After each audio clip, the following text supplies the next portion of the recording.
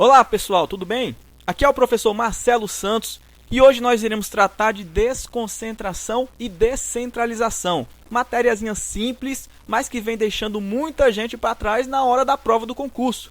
Para entender essa matéria, você tem que saber que a República Federativa do Brasil é composta por 4 tipos de entes: os municípios, os estados-membros, o Distrito Federal e a União, que é a junção de todos esses aí. Cada um desses 4 entes possui uma personalidade jurídica própria, ou seja, um CNPJ. Assim como eu e você possuímos uma personalidade jurídica representada por um CPF, esses entes possuem uma personalidade jurídica representada por um CNPJ. Então, o primeiro passo importante é você saber que toda vez que falamos em entes em direito administrativo, estamos falando em personalidade jurídica própria. E esses entes, assim como você e eu, possuem órgãos. Você possui, por exemplo, um fígado, olhos, coração, e o ente federativo, por sua vez, possuirá ministério, polícias, casas legislativas, que também são órgãos. E se o seu fígado não possui um CPF, o órgão do ente federativo também não possuirá. Ele se restringe a ficar dentro do corpo do ente, assim como o seu fígado se limita a ficar dentro do seu corpo. Essa distribuição de função, a criação de órgãos, ajuda na qualidade da prestação do serviço estatal, pois, por exemplo, o presidente da República não pode fazer tudo sozinho, delegando então uma função para o ministro da Defesa. Essa distribuição recebe o nome de desconcentração. Perceba que mesmo a função delegada ao ministro não ultrapassou os limites do ente, pois está agora com um de seus órgãos.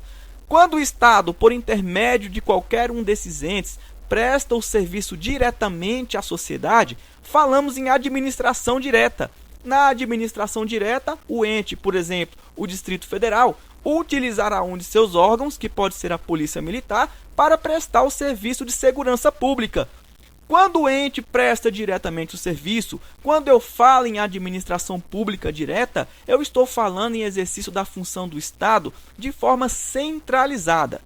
Porém, quando o Estado não tem interesse em prestar o serviço de forma direta, por questões técnicas, territoriais, financeiras, etc., ele pode criar uma espécie de filhote, que também será um ente, ou seja, possuirá personalidade jurídica própria.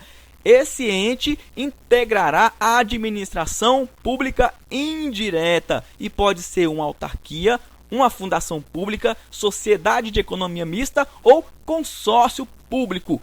Quando o Estado transfere a execução do serviço a outro ente, quando o Estado cria outro ente, estamos falando em administração pública indireta e também estamos falando em descentralização.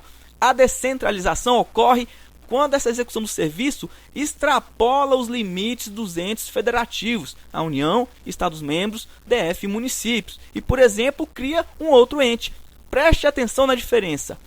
A desconcentração não ultrapassa os limites do ente. A descentralização transfere a outro ente a prestação do serviço. Não tem como errar, mas só para ter certeza, vamos colocar isso na prática, usando como exemplo o suco de manga. Temos aqui um copo de liquidificador e a partir de agora, todas as vezes que eu falar copo, eu quero dizer ente. Temos a base do liquidificador, onde colocaremos o copo. Então colocamos água, a manga e o açúcar. Tá pronto o nosso suco? Claro que não. Os ingredientes estão todos concentrados no fundo. Eu preciso distribuir isso melhor, então ligaremos o liquidificador. E pronto, está pronto o nosso suco. Percebam que desconcentramos os ingredientes que estavam no fundo e o suco não saiu do copo, ou seja, ele não saiu do ente, pois copo significa ente. Agora, se eu quiser beber desse suco, eu vou precisar de um outro copo. E se eu transfiro para outro copo, estarei transferindo para outro ente. Então nós temos a descentralização. Agora ficou fácil. Desconcentração não sai de dentro do ente e pode ser, por exemplo, a criação de um órgão, e a descentralização sai de dentro de um copo e pode ser, por exemplo, a criação de um ente. Eu espero que tenham gostado dessa aula aqui. Não se esqueça de curtir a nossa página no Facebook, www.facebook.com/concurseiros de elite. Até a próxima, pessoal!